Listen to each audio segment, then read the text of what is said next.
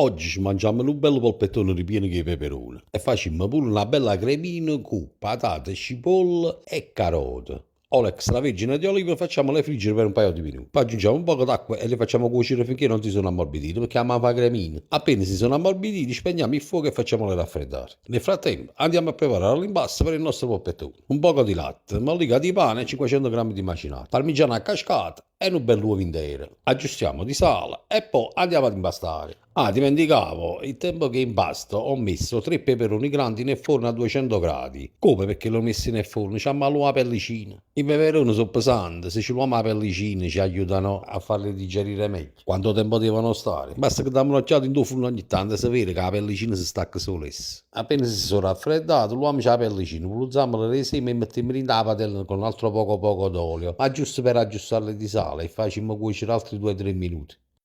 Appena sono pronti i peperoni, teglia da forno e mettiamoci tutte le cose in. Macinate e peperoni, mischiamo tutto, appariamolo tanto bene, una bella scarica di parmigiana così ci facciamo fare la costicina a coppa. In forno a 200 gradi per 30 minuti. E il tempo che infornate, non vi dimenticate di andare a fare la cremina in due frullatori da mettere in cipolla, patana e carote. La parte più bella è quando pigliate un pezzettino di pupettone, passate in da cremina, sentirete un'esplosione di gusto indescrivibile. E con Marica sempre, birra che ti mangia, poi. E per le persone che vogliono criticare, primi assaggiare e poi può parlare.